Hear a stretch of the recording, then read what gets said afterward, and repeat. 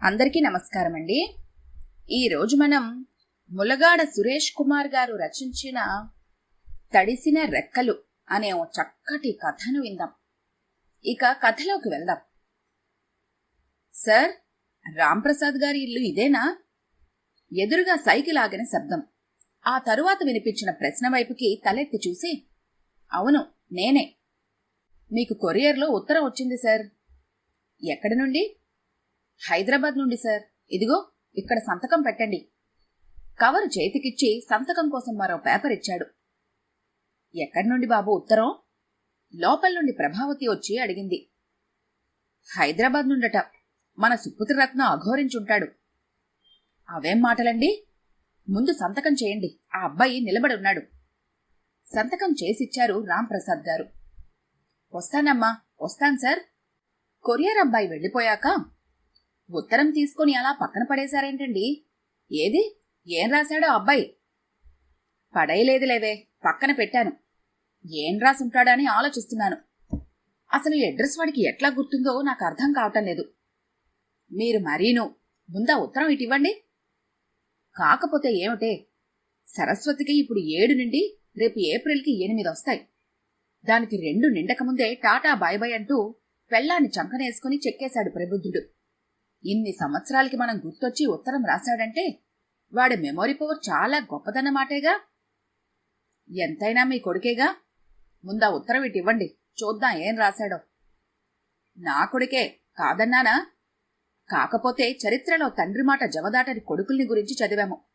మనకి తండ్రి మాట సరే, తండ్రిని ఛీ పోరా అని తలదన్ని వెళ్ళిపోయే కొడుకు పుట్టాడు. ఇప్పుడు అవన్నీ ఎందుకండి?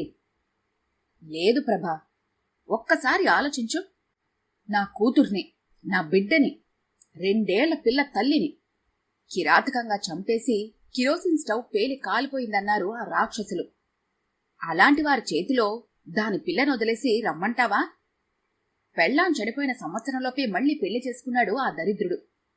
దీన్ని సరిగ్గా పెంచుతాడా? అందుకే మనమే పెంచుదామని సరస్వతిని తీసుకొచ్చేశాను. సరస్వతి విమల కూతురే కదా, విమల నా కూతురే కదా. అంటే మన వాడికి అక్క కదా. సొంత అక్క కూతుర్ని పెంచుకోవాల్సి వస్తే కూడా వీడు కాదు కూడదు అనటం ఏమైనా సమంజసంగా ఉందా? నా నిర్ణయాన్ని ఎదిరించి ఇల్లు వదిలిపోతాడా? పోనీ అని నేను కూడా వదిలేసుకున్నాను. అప్పటికే 50 దాటిన వయసులో రోజుకో రోగంతో ముక్కుతూ మూలుగుతూ రోజులు నెట్టుకొస్తున్న మనకి ఈ పసిపిల్ల పెంపకం ఎంత భారమో అని వాడి గోల. ఆవేశంలో ఏవేవో నిర్ణయాలు తీసుకున్నా వాటిని నిలబెట్టుకోవటం ఎంత కష్టం. రేపు ఈ పిల్లని పెంచి ఓ అయ్య చేతిలో పెట్టకుండా మనం పోతే నలుగురు ఏమంటారు? ఇవన్నీ ఆలోచించువాడు. నేను లేకపోతే వాడుండడా? కొడుకంటే ఆ మాత్రం అండుండదా? నేను తీసుకున్న నిర్ణయానికి వాడు కూడా కట్టుబడి ఉండాలా వద్దా? ఎవడో దారినిపోయే శ్రేయోభిలాషిలాగా తర్వాత నీకేదైనా అయితే పిల్లని ఎవరు చూస్తారని ఆలోచిస్తాడా? స్కౌండ్రల్. అందుకే వాడసలు నా కొడుకు కానే కాదు. పిల్లకి తండ్రి ఉన్నాడు కదా. చట్ట ప్రకారం కూడా రేపు దాని తండ్రి వచ్చి నా పిల్లని నేను తీసుకెళ్తానంటే లేదు ఇవ్వను అని మనం అనగలమా? ఈ విషయమే మన అబ్బాయి వాదించేవాడు. మీరు వినిపించుకోరు కదా. నువ్వేంటి వాడిని సమర్థించుకొస్తున్నావు? అసలు ఆ పిల్ల మీద ఈ తండ్రన్నవాడికి లేస మాత్రమైన ప్రేమ ఏడ్చుంటే అసలు మనకు ఆ రోజున పిల్లని ఇచ్చేవాడా? ఈ 6 సంవత్సరాల్లో ఒక్కసారైనా నా కూతురు ఎలా ఉందని చూసుకోవడానికైనా వచ్చాడా? వాడు రాడు. దానికి తండ్రి తల్లి అన్నీ మనమే. ఇప్పటి వరకు రాలేదు సరే, వస్తే పంపించేయాలి కదా. పిల్ల మీద హక్కు మనకంటే ఎక్కువగా తండ్రికే కదా ఉంటుంది. 20 ఏళ్లు అల్లారుముద్దుగా పెంచిన విమలని ఆ కిరాతకుడి చేతిలో పెట్టి పంపించేసుకున్నాం కదా. ఇది అంతే. హక్కంటూ వాడు వచ్చి దాన్ని లాక్కుపోతే పోని. ఈ రెక్కల్లో ఓపికన్నంత వరకు ఈ చిట్టి తల్లిని కంటికి రెప్పలా చూసుకుంటాను. దీనిలో నా విమల నాకు కనబడుతుంది. నా బిడ్డ రక్షణ నీదే నాన్న అని నన్ను అడుగుతున్నట్టుగా అనిపిస్తుంది. భుజం పైన కండువాతో చెమర్చిన కళ్ళు తుడుచుకున్నాడు రాంప్రసాద్ గారు. బాధపడకండి. మీరు ఏ నిర్ణయం తీసుకున్నా అది తప్పకుండా సరైన నిర్ణయమే అవుతుంది. ఏదో ఒక్కగానొక్క కొడుకు. ఈ అంత్యదశలో మనకి తోడు నీడగా ఉండాల్సినవాడు. మనల్ని కాదనుకుని వెళ్ళిపోయాడే అని అప్పుడప్పుడు గుండె కలుక్కుమంటూ ఉండటంతో ఏవేవో వాగి మిమ్మల్ని బాధ పెట్టాను. ప్రభావతి భర్త భుజంపైన చెయ్యవేసి ఒత్తి మరో చేత్తో కొంగు చివరితో కళ్ళు తుడుచుకుంది. నాకు మాత్రం వాడు కావాలని అనిపించదా ప్రభా? వాడు పక్కనుంటే ఈ వయసులో నాకు ఎంత నిశ్చింత చెప్పు. ఎక్కడో ఎప్పుడో ఎవరికో నేను చేసిన పాపం ఇలా వెంటాడి వేధిస్తోంది. కాలమే దీనికి మందు వేయాలి. అయిందా? ముందు ఉత్తరం చదవండి. ఏముందో చూడకుండా ఎక్కడికో వెళ్ళిపోయారు. ముందుగా తేరుకున్న ప్రభావతి అడిగింది. ఇదిగో నువ్వే చదువు ప్రభా.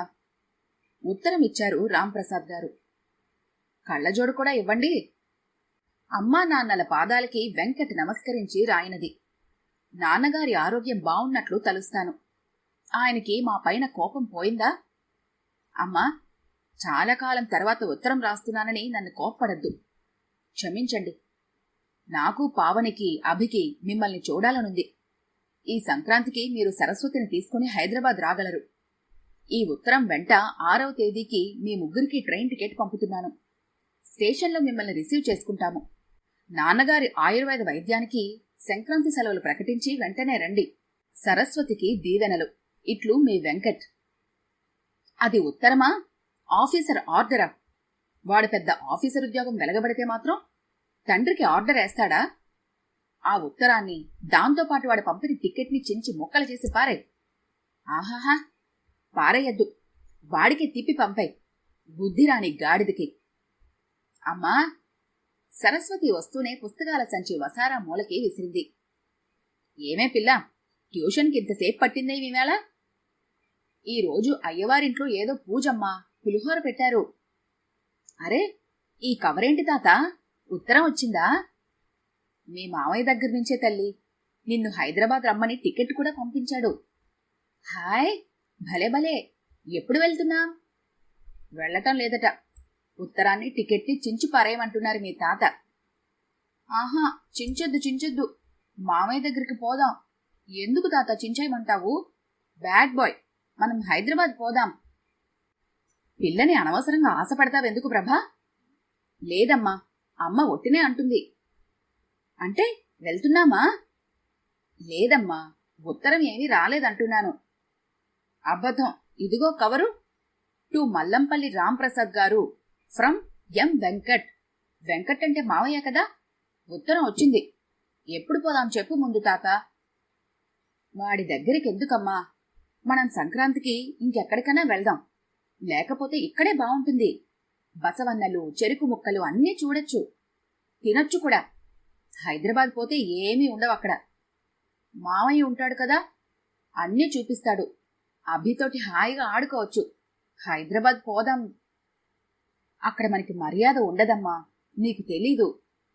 ఎందుకుండదు? అన్నీ ఉంటాయి. హైదరాబాద్ పోదాం తాత, ప్లీజ్. ప్రభా, దీనికి తెలియడం లేదు. పిల్ల పేచీ పెడుతోంది కదా. నాకు కూడా వాడిని, కోడల్ని, అభిని చూడాలనుందండి. ప్రాణం తెగ పీకుతోంది. వాడు కాక మనకెవరున్నారు? కూతురు పోయింది. కొడుకుని కాదనుకుంటే ఎలా? మనంతట మనం వెళ్లటం లేదుగా. వాడే రమ్మని రాశాడు. అయినా మనం ఏమైనా వాడి పంచన పడుకోవడానికి వెళ్లటం లేదుగా. ఓసారి చూసి వచ్చేస్తాము. టికెట్ కూడా పంపాడు.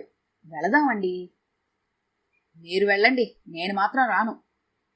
మీ తాత ఉట్టి మొండి మనిషిలేమ్మా. ఆ ఉత్తరము టికెట్ ఇటివ్వవే తల్లి. చించి అవతల పడేద్దాం. స్టేషన్కి ఎంతో ఆశపడుతూ వచ్చి మనం రాలేదంటే చూసి వాడేమైపోతాడు? ఎప్పుడో కాదనుకున్నాం. ఇవాళ కావాలనుకుంటూ వస్తుందా? సరస్వతి చేతిలో ఉత్తరం లాక్కుంది ప్రభావతి. ఎందుకు చింపడం? మిమ్మల్ని వెళ్ళమన్నాను కదా. మీరు లేకుండా మేం వెళతామా? ఇదంతా జరిగేది కాదు గాని ఆ టికెట్ ఇలా ఇవ్వవే. అప్పుడే ఎందుకు చింపడం? నీ సుపుత్రుడు ఫోన్ ఏమైనా చేస్తాడేమో చూసి రావట్లేదని చెప్పి అప్పుడు పారేద్దాం. ఈరోజు ఇంకా 4 కదా, 6కి కదా వాడు టికెట్ పంపించింది. రాంప్రసాద్ గారు మెత్తబడ్డారు. సరస్వతి, ఈ ఉత్తరం టికెట్టు జాగ్రత్తగా దేవుడి పట్టం దగ్గర కుంకుమ భరణి కింద పెట్టమ్మా. హాయ్, అయితే హైదరాబాద్ వెళ్తున్నామన్నమాట. భలే భలే. ఉండు, ఈ సంగతి లక్ష్మి, దీప్తి, రమ, సావిత్రి అందరికీ చెప్పేసొస్తాను. ఉండవే, టిఫిన్ చేస్తున్నాను, తిని వెళ్దువు గాని.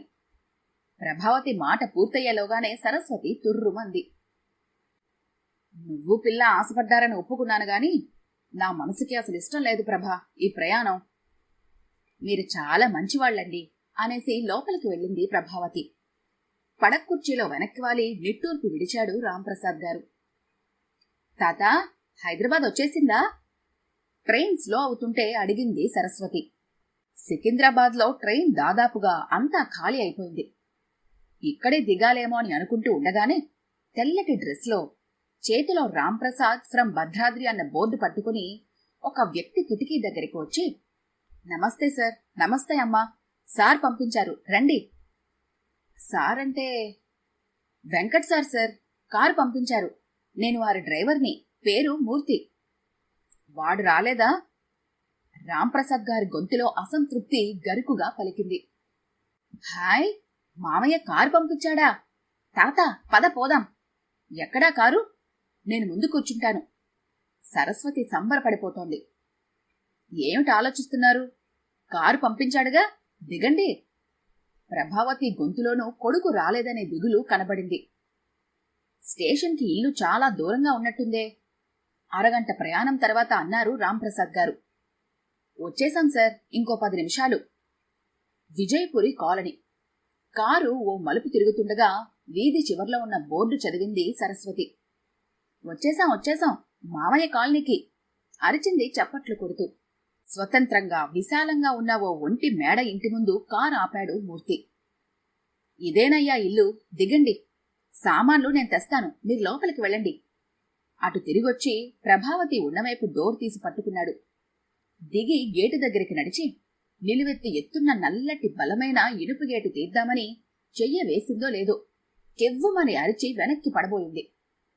అవతల గుర్రుమంటూ శివంగిలా గేటుకి అటువైపు నుండి ఒక్క ఉదుటున గేటుపైకి లంఘించింది భౌభౌమంటూ ఓ భీకర సునకం.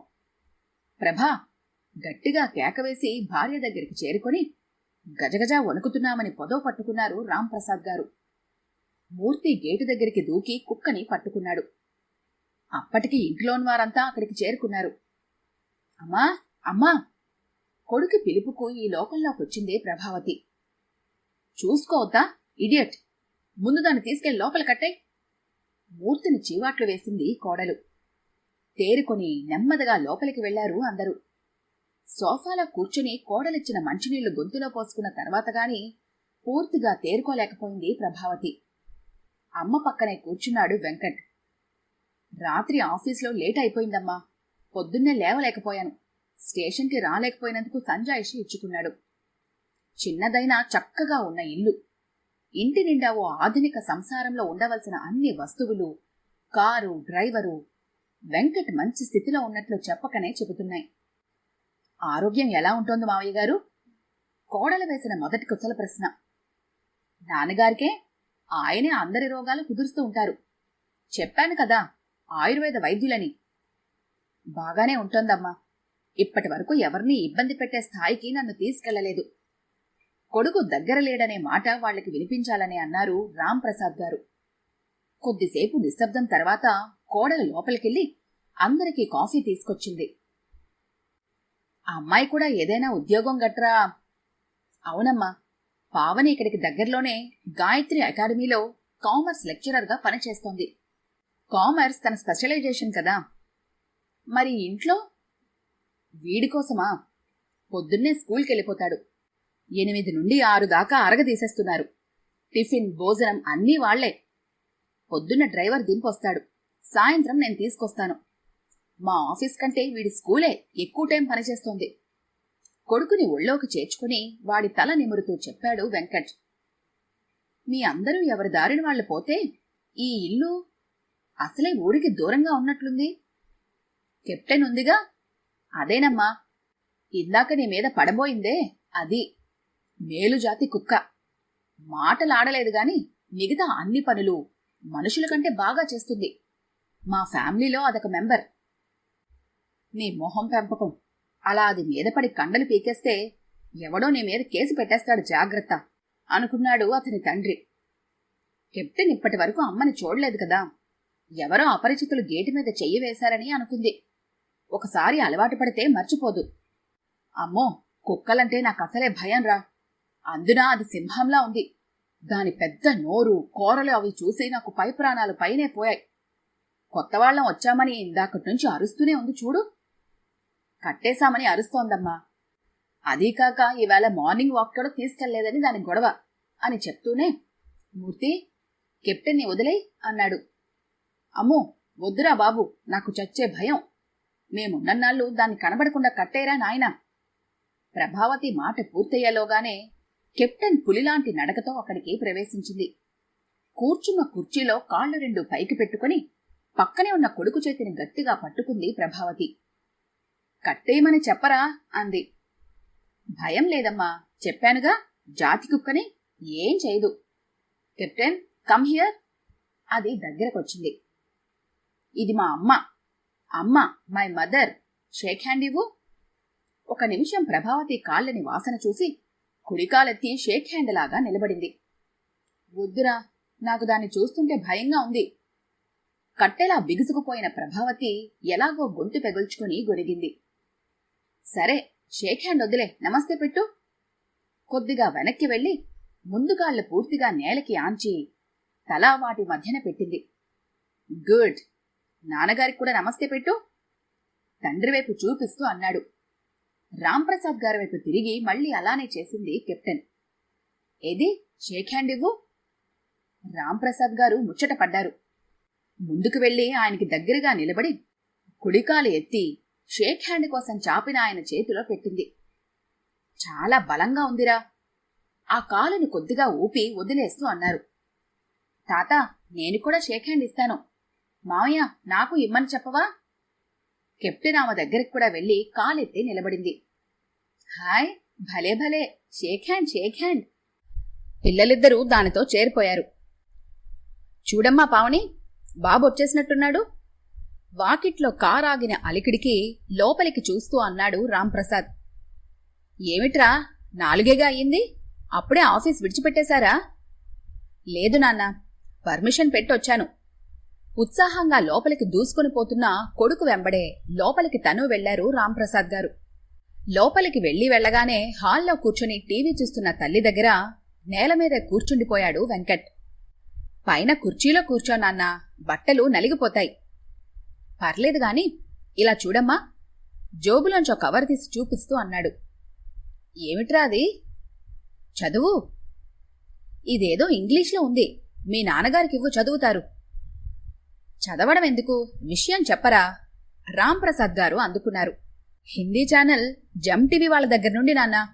వాళ్లు ప్రతి శనివారం సాయంత్రం కపుల్స్ కోసం, అంటే మొగుడు పెళ్లాల కోసం ఏక్ దుజే కేలి అని ప్రోగ్రాం చేస్తున్నారు కదా. మేము దాన్ని చూసేడిస్తే కదా. అయితే చాలా పాపులర్ ప్రోగ్రాం నాన్న.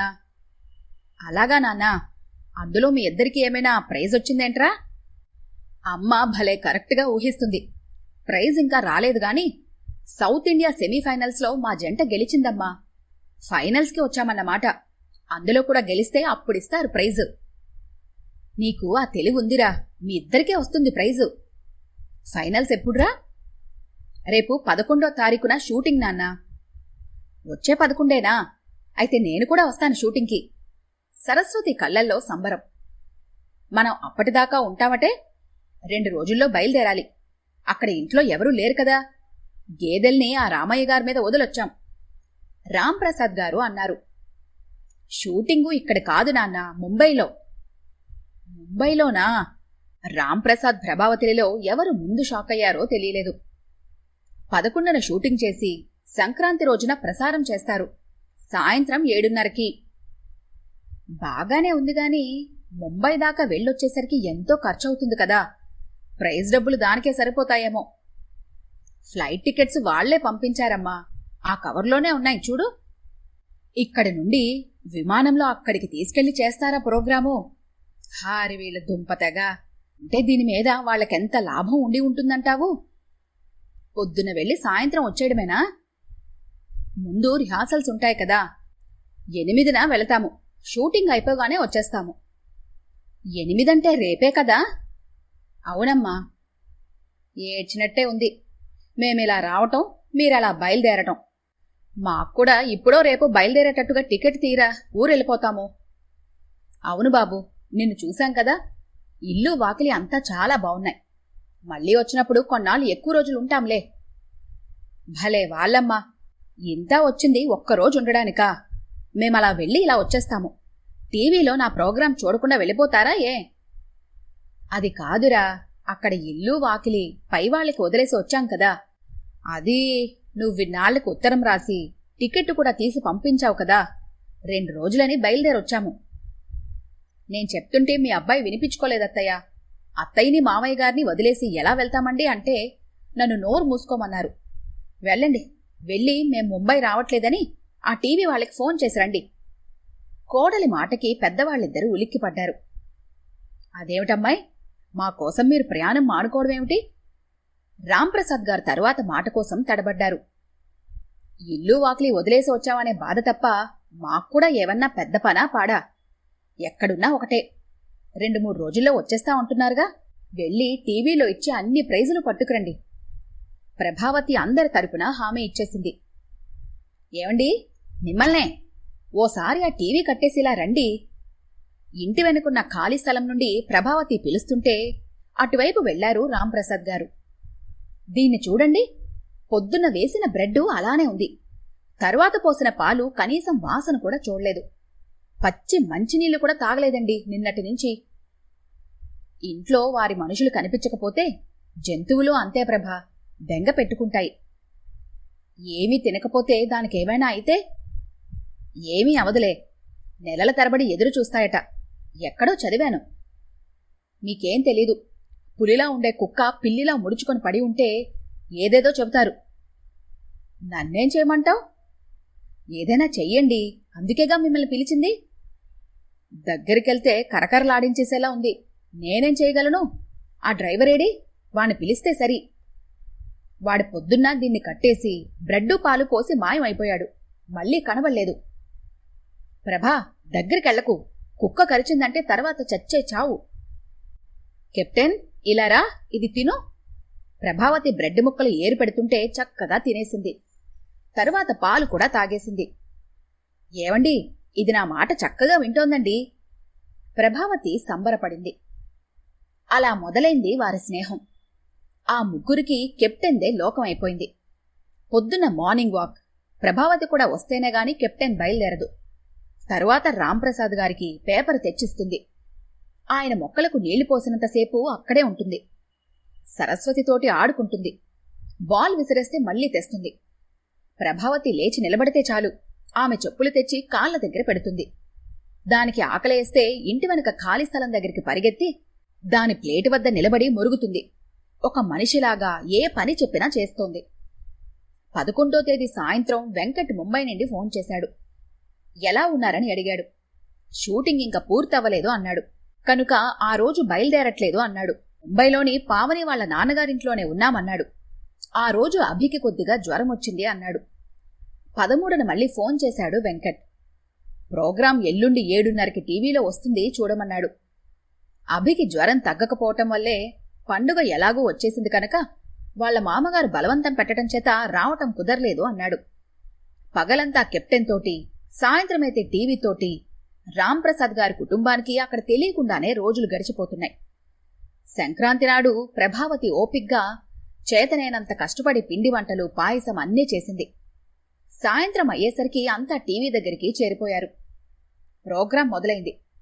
తెరమీద కొడుకు, కోడలు, మనవడు కనపడగానే ఇక్కడ వీళ్ళకి చెప్పలేని ఆనందం. మొత్తం 3 జంటల్ని పిలిచారు. అంతా హిందీలో మాట్లాడుతుండటంతో అక్షరం అక్షరం అర్థం కాకపోయినా విషయం అర్థమైంది. చివరికి వెంకట్ వాళ్ళకి ప్రైజ్ రాలేదు. ముగ్గురులో వాళ్లదే చివరి పాయింట్లు. మన వాళ్లు బాగానే చెప్పారు కదండి, ప్రైజ్ ఎందుకు ఇవ్వలేదు? మావయ్య 2 తప్పులు చెప్పాడు. 2 సార్లు ఆ ఎర్రలైటు టింగుమంటూ వెలిగింది కదా, ఎర్రలైటు వెలిగితే తప్పు అన్నమాట. సరస్వతి సమాధానం చెప్పింది. వాళ్లలో వాళ్లకే ఏవో ఉంటాయిలే ప్రభా, ప్రైజులు మనలాంటి వాళ్ళకివ్వరు. రాంప్రసాద్ గారి మాటే కరెక్ట్ అని సరిపెట్టుకుంది ప్రభావతి. పండుగ మర్నాడు పొద్దుటికి చేరుకున్నారు వెంకట్ కుటుంబం. భౌభౌ అంటూ పరుగున వారి వద్దకెళ్ళింది కెప్టెన్. వారం రోజులుగా ఎంత చిక్కుపోయింది చూడు, మనం లేకపోతే బెంగ. మంచి కుక్కరా అబ్బాయి, చెప్పిన మాట వింటుంది. ఇంటి మనిషిలా వెంట తిరుగుతుంది. రాంప్రసాద్ గారు ప్రభావతి కుక్కకి సర్టిఫికెట్ ఇచ్చేశారు. సరే, నాకు ఆఫీస్కి లేట్ అవుతుంది, సాయంత్రం మాట్లాడదాం. మీ ప్రోగ్రాం ఏమిటి నాన్న? ప్రోగ్రాం ఏముందిరా, ఇక బయలుదేరటమే. నీ వీలుని బట్టి మాకు టికెట్ తీయించిస్తే. మావయ్య, నాకు హైదరాబాద్ అంతా చూపించవా మరి? సరస్వతి ప్రశ్న. మీరు సండే దాకా ఉంటే చూపిస్తాను.